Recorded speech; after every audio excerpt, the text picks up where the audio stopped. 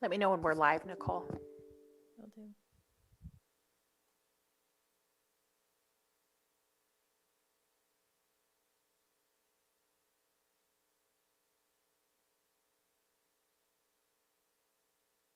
Okay, we're live.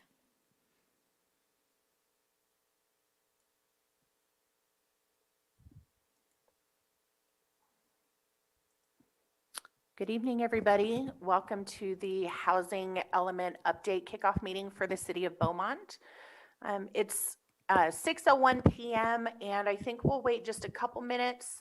We've got some people still trickling in, joining the meeting, so we'll give a few more minutes for residents and folks alike to join us before we start the presentation.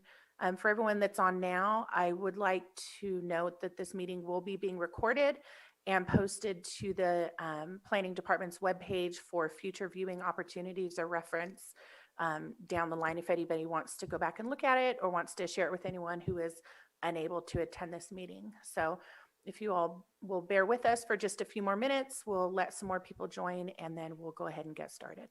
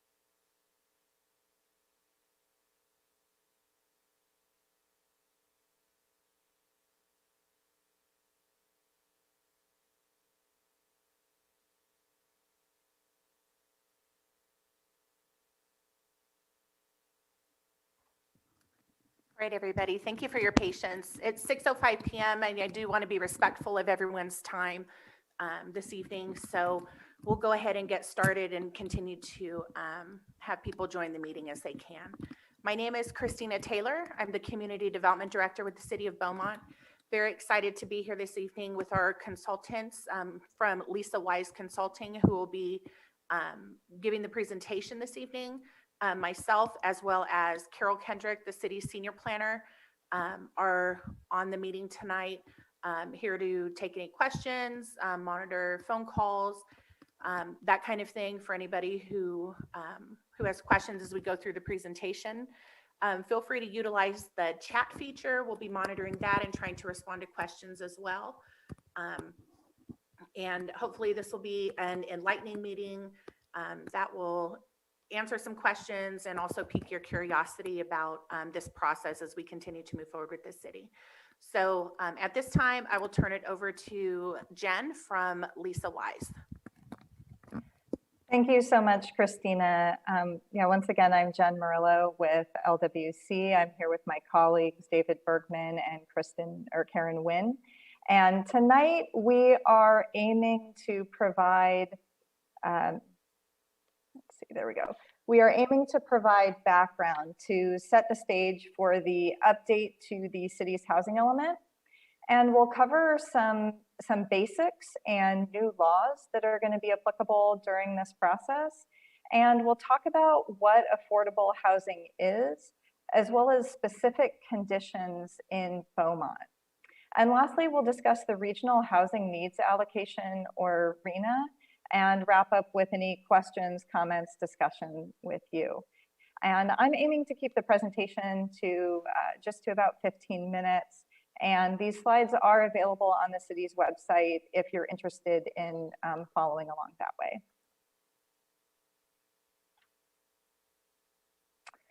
So to get started, when we talk about the housing element, we are working within state legislative framework. State law requires jurisdictions to plan for housing and plan for their fair share of housing at different affordability levels. State law does not require jurisdictions or cities to build housing, but that cities plan to accommodate adequate housing capacity through their zoning.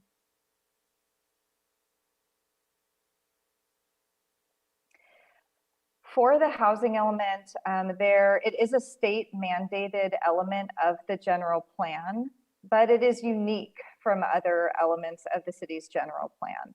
The housing element must be updated every 8 years, and it must also be certified by the State Department of Housing and Community Development.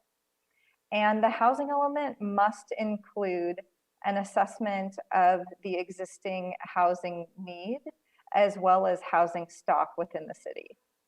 It must also show how the allocated housing need at all income levels can be accommodated in the city. And it has to establish goals, objectives, policies, and programs that serves as a housing action plan for the city. Specifically, state law outlines these housing components. It requires that there is a policy and programs review. That is a review of the city's current housing element and how those programs have been implemented. Are they successful, and should they be continued, or should they be revisited, modified, or cease to be continued? The housing needs assessment is a requirement which looks at demographic, employment, and housing trends, and in which special attention is given for certain special needs populations, like seniors or people with disabilities. The sites inventory is a key component of the housing element, and that lists each available parcel and site in the city suitable for accommodating the city's housing need that's been allocated. Also included is an assessment of resources. So housing resources that are available to support the development, preservation, and rehab of housing in the city. An assessment of constraints to housing will also be included, and that looks at both governmental constraints like zoning and permit processing, and non-governmental constraints like market factors and environmental conditions. And lastly, the housing element will include the implementation plan, and that's what I described as the action plan. These are the goals, policies, and programs that the city will adopt and implement over the course of the housing element. So as I mentioned, the housing element is a requirement of state law.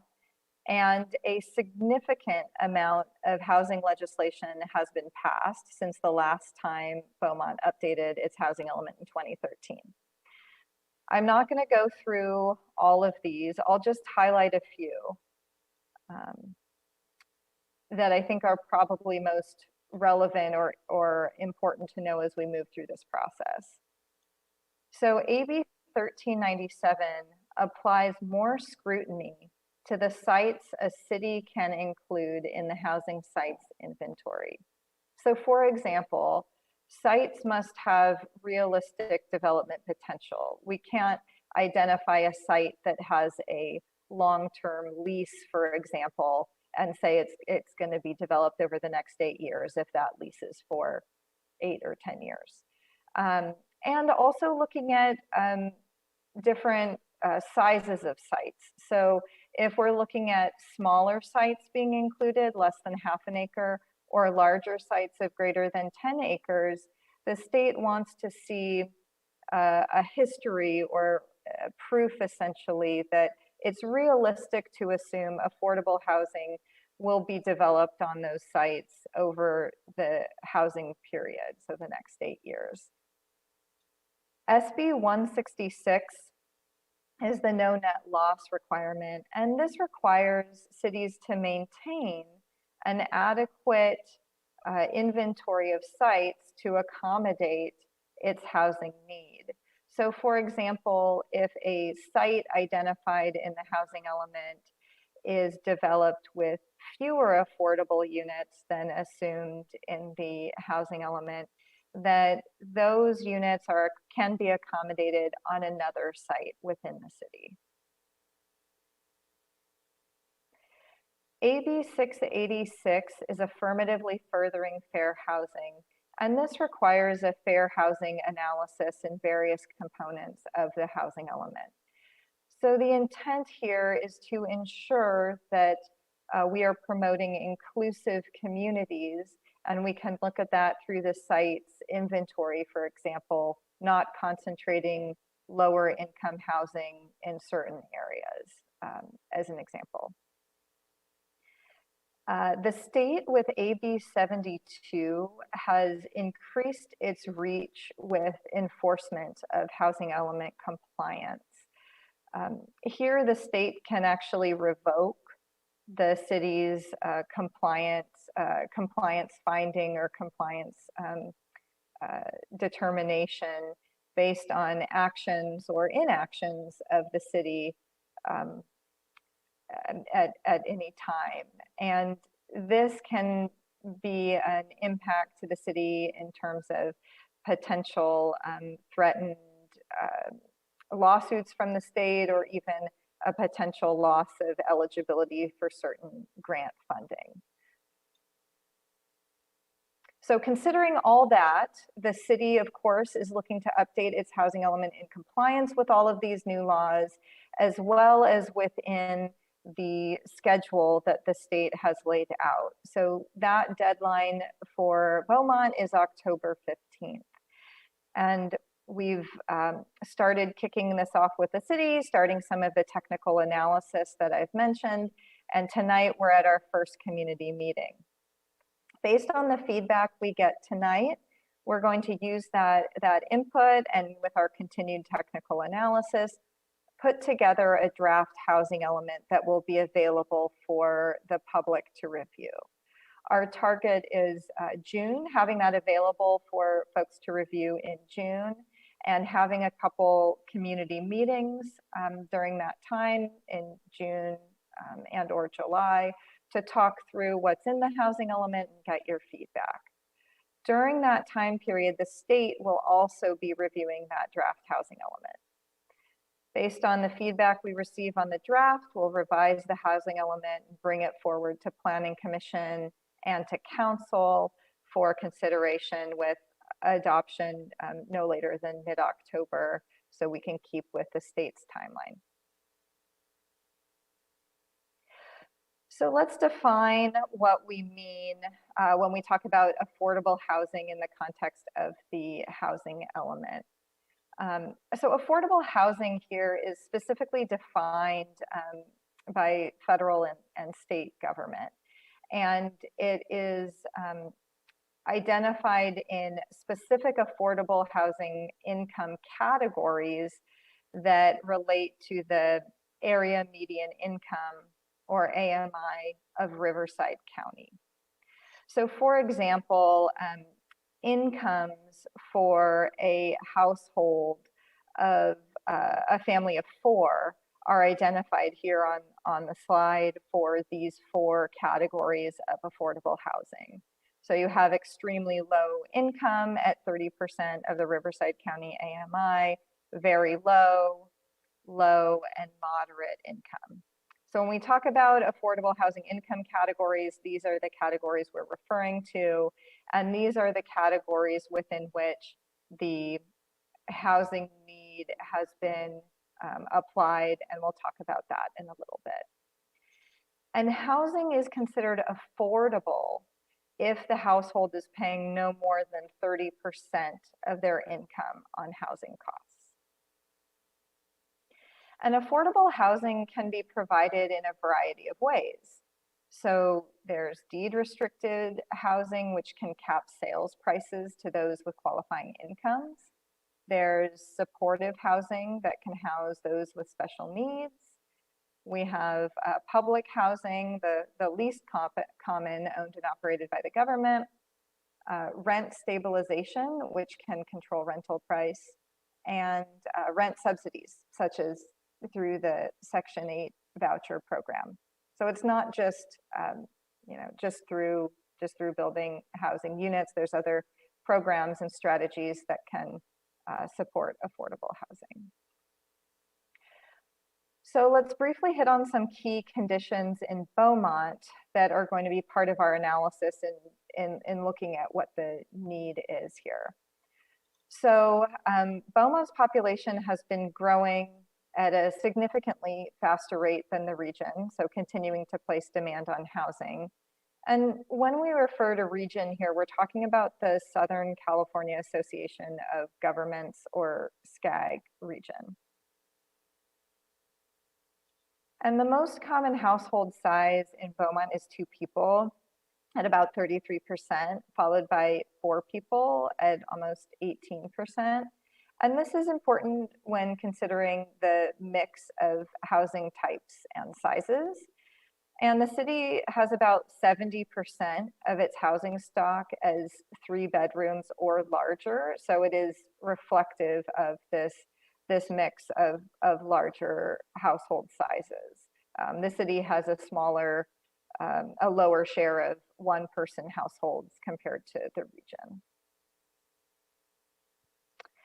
And Beaumont has a higher homeownership rate at over 76% compared to the region at less than 53%. And this may reflect the higher share of single-family homes in Beaumont. Overcrowding is often a function of financial constraints, and it is defined as a unit in which more than 1 person occupies a room. Severely overcrowded is when more than 1.5 persons occupy a room. And both locally and regionally, renter households see much more overcrowding compared to households that are owned, that are in ownership. And in Beaumont, over 4 out of 10 renters are cost burdened, meaning they spend more than 30% of their income on rent. And just under 20% are severely cost burdened. This is just out of renters. And severely cost burdened is when the household is spending more than 50% of its income on rent. And that is still a lower percentage compared to the percent of cost burdened in the region, where in the region just over half are cost burdened. And as is expected, for those renting in the city, lower income households spend significantly more of their income on rent, with those earning less than $20,000 spending over 50% of their income on rent, whereas higher earning households spend more like 20% of their income on rent. And historically, housing permits in Beaumont have largely been for single family homes. However, Beaumont has consistently issued more permits, more residential permits on a per population basis compared to the region. And when we start looking at land within the city where housing, particularly affordable housing, could be located, we review allowable uses and densities that are described in the city's zoning code. So we look at, for example, the urban village site. This is between the 10 and the 60. This is a large site that has some minimum density requirements. So, you know, we can sort of have a guaranteed minimum of units. However, we would have to talk to HCD to explain what is a reasonable amount of units to consider for this site over the planning period.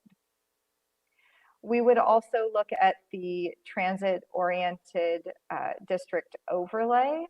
This is a newly created overlay with the recently adopted general plan. And this is in the southeast area of town, overlaid over commercially zoned properties that has a minimum of 18 units per acre with a maximum of 30 units per acre.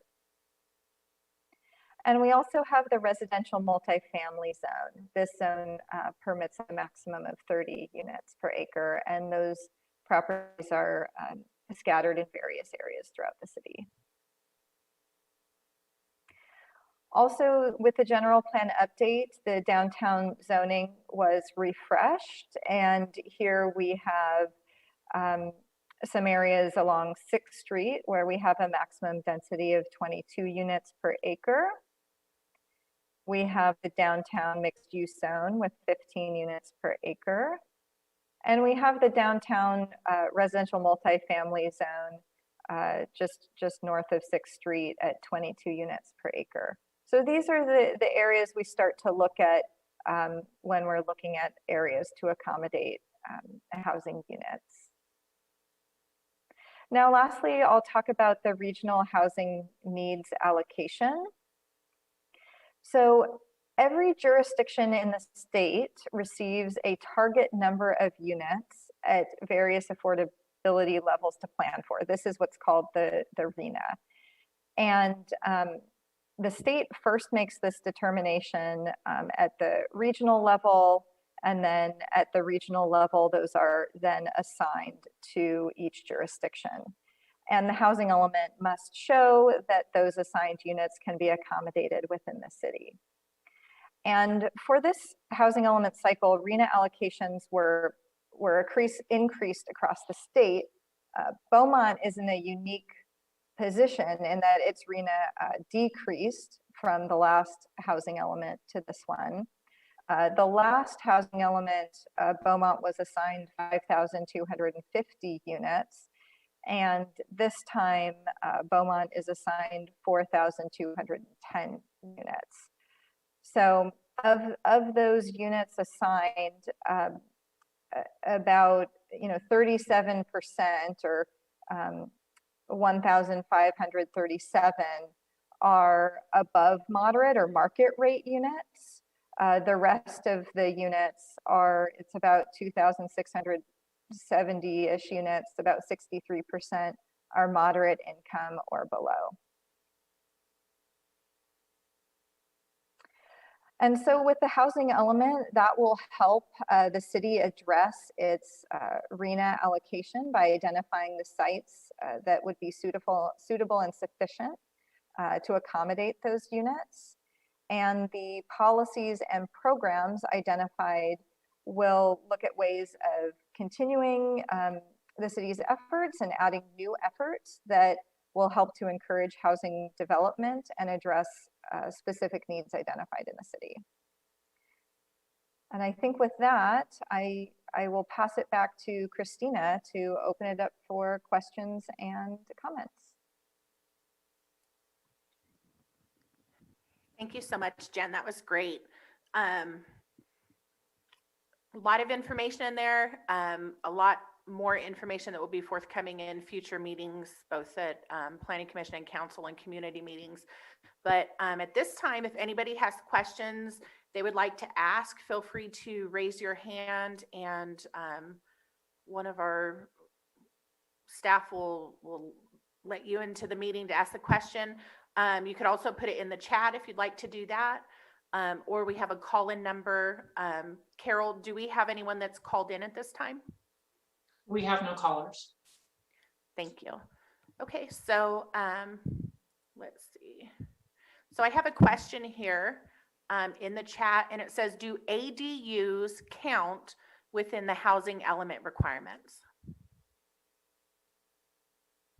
Yeah, absolutely. So ADUs do count. So towards that RHNA obligation, any accessory dwelling units or ADUs that are proposed or built or projected to be built over the next 8 years will count.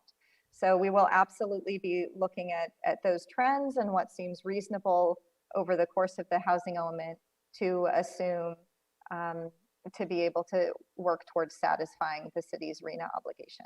Good question.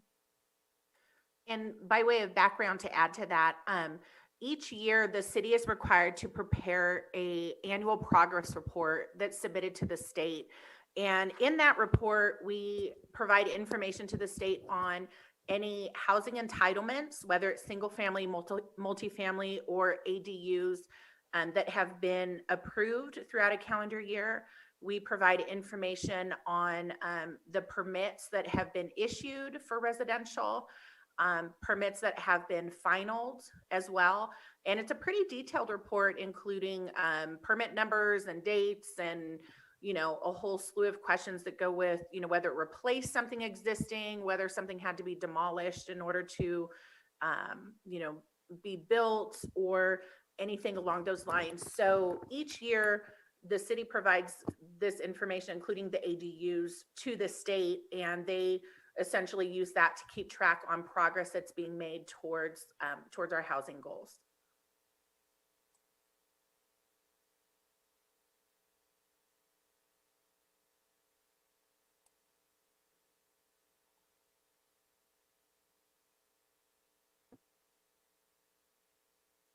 Any other questions? Let's see, here we go. Here's another one. If a property is underutilized based on the new general plan, say a small apartment complex on a site zone for higher density, do the potential units, if the site was to be redeveloped, count towards the total? Yes, absolutely. And we will be looking at appropriate vacant and available sites, as well as potential redevelopment sites in terms of the additional units that can be accommodated there. So absolutely. Excellent. Another good question there. I have another one in here. Does the city currently have rules and regulations for ADUs? I'll go ahead and field that one, Jen. So right now the city has in the single family residential section of the code, the city has some guidelines that speak to accessory dwelling units and junior ADUs, junior accessory dwelling units. However, we have not updated that language yet to be consistent with what the state has changed as of, I think, 2019 or 2020. Because we knew we were going to be updating the housing element and wanted to do a proper ADU ordinance to make sure we comply with all of the new regulations. So at this time, if someone submits for an accessory dwelling unit, city staff reviews it based on the guidelines that are in place from the state, which are the most current guidelines. And we have a handbook that the state has sent out and whatnot that we use to go through. So we make sure we comply with what the state has set as the appropriate guidelines for reviewing an ADU. With this housing element update, we have scoped in a proper ADU ordinance to be prepared as well and to be adopted by the city. And that will then make it a lot easier for staff to update that ordinance as the state updates their guidelines or changes their guidelines without having to update the whole single family section of the code, if that makes sense. We have another question. How many ADUs have been permitted? Oh, how many ADU permits have been approved over the past 15 months? And if I'm not mistaken, let's see, Jen, I emailed you that the other day, but I'm going to say since 2018, I think it's been less than 10. I want to say probably in the neighborhood of 8 ADUs permits that have been, or 8 ADUs that have been approved over the last 2.5, 3 years. We have seen an increase. I think in 2018, maybe we had 0 or 1. 2019, a few more, and then 2020, we had probably double what we had previously. So slight uptick, but still very much in the single digits per year as far as ADUs that are being permitted. That doesn't count like the homes that DR Horton built or any of those that have the junior ADUs attached to the residences when they're newly built.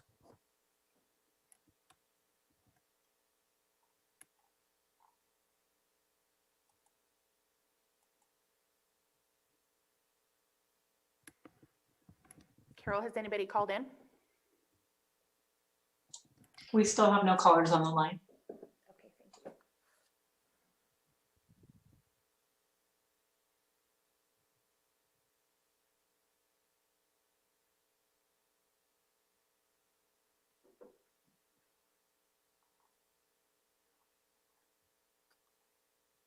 All right, we don't appear to have any more questions in the chat.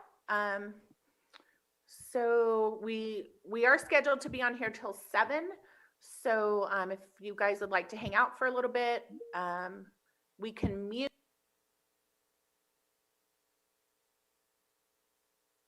Christine, are you muted? Sorry, I There you am go. muted. Sorry. So what I was saying is, since we have no new questions, we are scheduled to be on here until about 7. If anybody would like to hang out and, if you think of any more questions, feel free to drop them in the chat.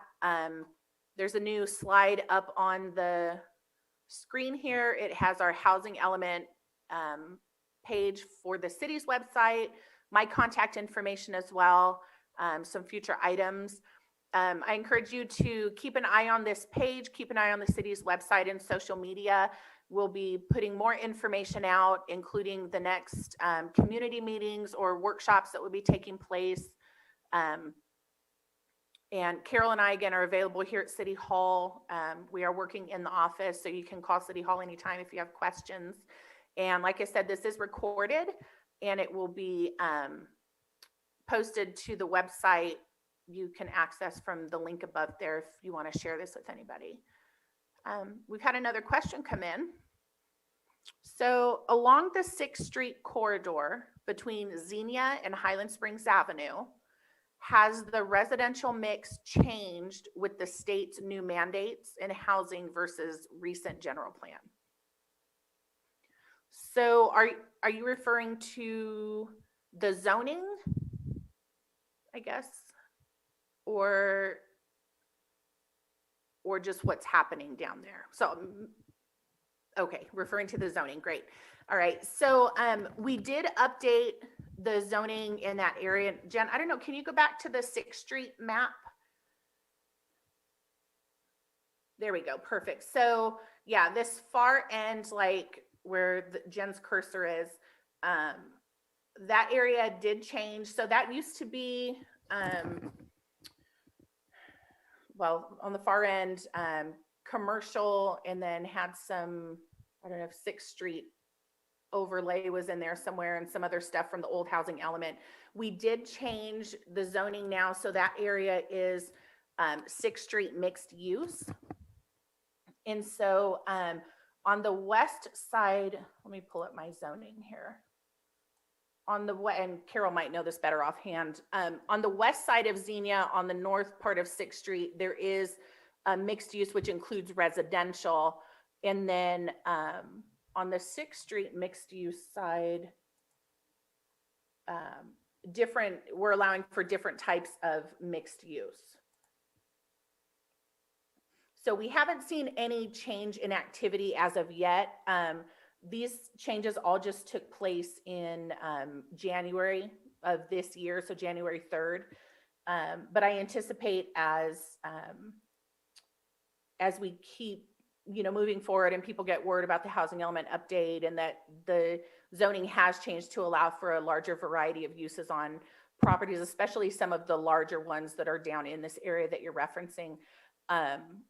We anticipate that we'll see an increase in diversity of what's taking place down there.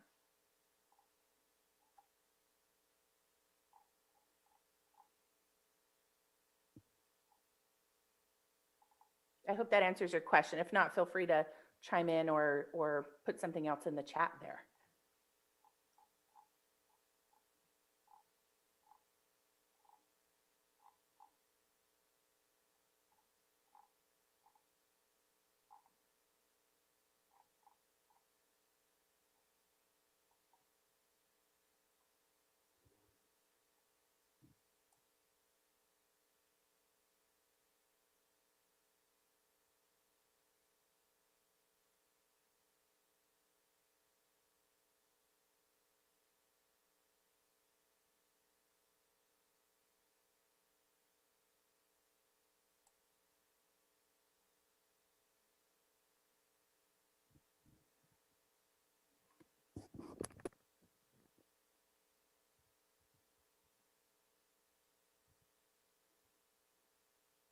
Okay, so I have another question that's come in.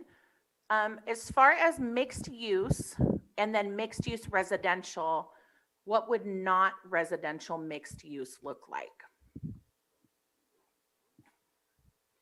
So that's a pretty good question. Mixed use residential, based on our code, can occur in a variety of ways.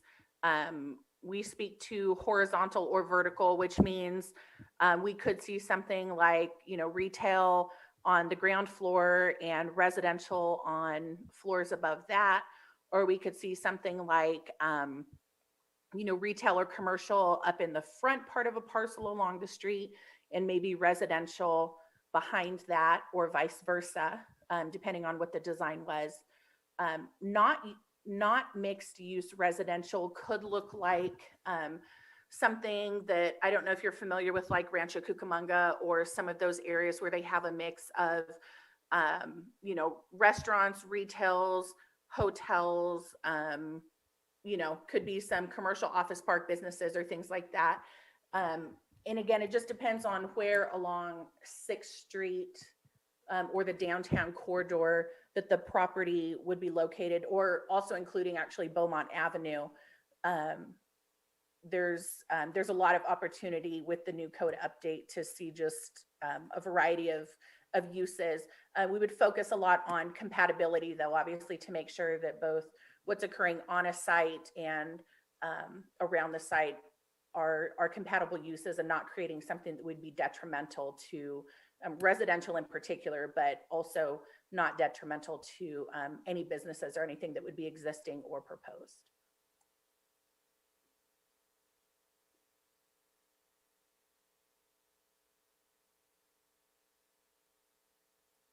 Another question. Does land within the sphere of influence count towards housing totals or only land within the city limits? I'll defer to Jen or David on that one. Dave? Yeah, it's an interesting question. We're working with a community up in the Sacramento region where they have within their sphere of influence a planned unit development project that 1,000 units that they're about to annex.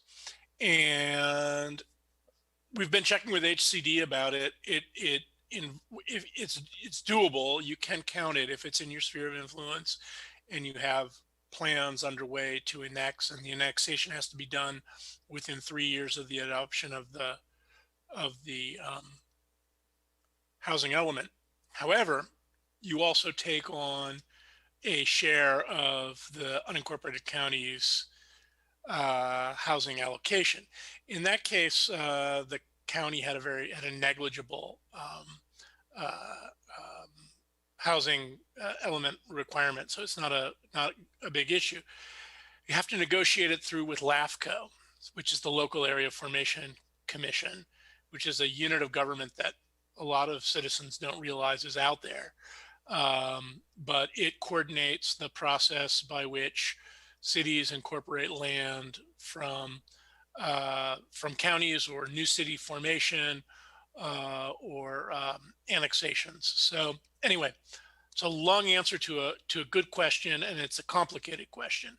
What I would suggest for Beaumont is to not depend on that when we go through the site inventory. Now, if we find that there's a shortage, which is unlikely given the development patterns that exist in Beaumont, but if we find a shortage of available sites, we might want to look at,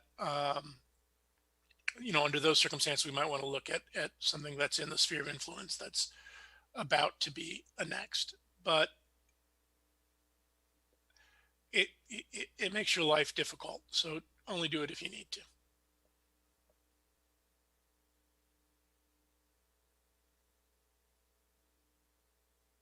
I hope that answers the question. Thanks, David. Good answer. Very good question on that one. I know the County of Riverside's RENA allocation was extremely high this cycle, so I concur with David. I'd rather not have to rely on it if at all, if at all possible, and have to go through that process with. The county will look to add. The county will not make it easy and painless for you if you do that. How does that sound? It's not in their interest to just say, sure, it's okay. Right. Yeah, and I think they probably need it more than we do, wherever it is. So, yep, thank you.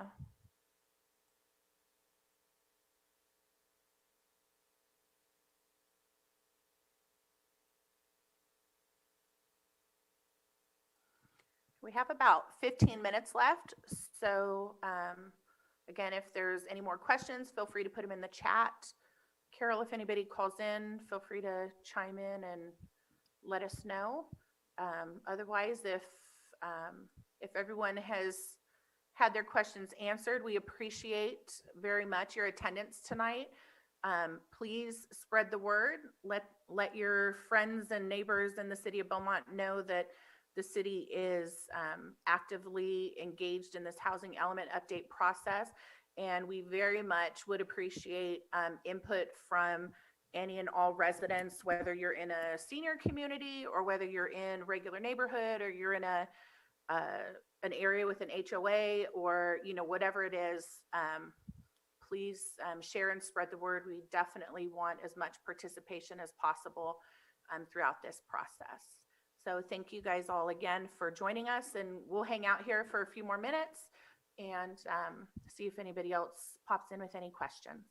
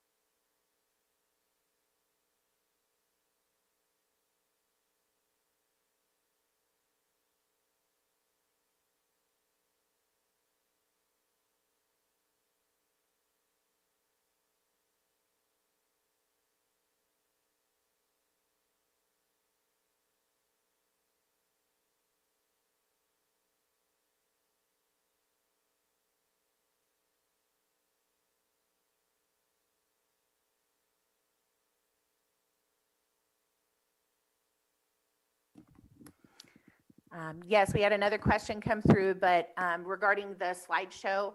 So yes, the slides in this presentation and the recording of this meeting will be available on the city's website. The slides up there. So if you go to beaumontca.gov, I believe there's a government link that drops down to departments, and you can select planning, and then we have some organized tabs on the left-hand side where you can just click for the housing element update. And I imagine at some point in the next few days it will be up there. I think it has to be packaged and whatnot appropriately for posting on the website. So watch for that. And then yes, City Hall and Planning Department are open. We never really closed, but we did work remotely off and on for the past years. I'm sure a lot of people have. Right now, City Hall is open to the public from 8 a.m. to noon, Monday through Friday. Not many departments yet are taking in-person appointments, but if you do need assistance or something in person, you can either come into customer service or you can contact us directly, and we'll be happy to set up something that can accommodate your needs. So feel free to call in the main line or utilize the website and contact a department directly. And Carol, just let me know the presentation slides are on the website now. So you can access the slides at this time, and then the presentation itself in this recording will be up later.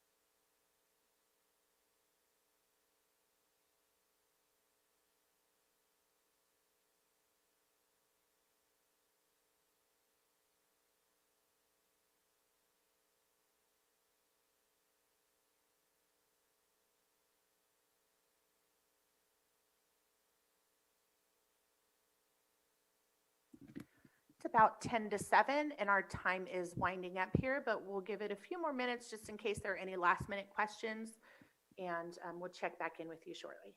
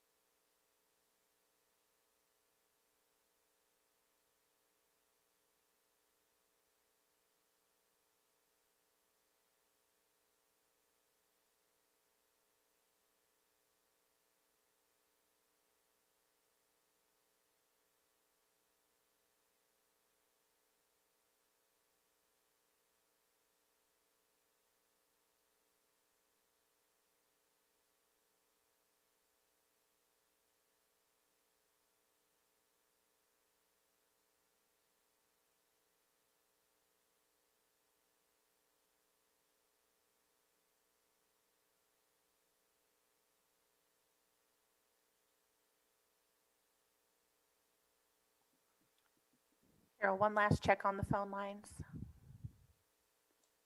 We have no callers. Okay, great. It looks like we're all wrapped up here. Haven't seen any new questions come through, so I'll do one last call just in case anybody has any questions. Feel free to send them through the chat right now.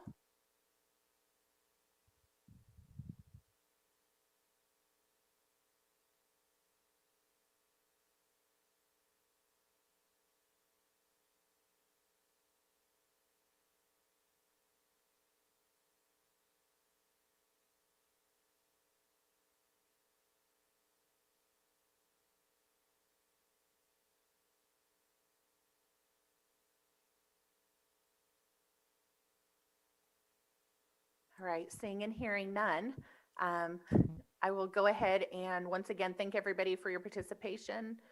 Thank you to our consulting team for the excellent presentation and all the information and answering the questions. We look forward to seeing you all and hopefully more from the community at our next meeting. And all our information is here. Once again, feel free to reach out to the planning department if you have any questions. Thank you all for joining us tonight.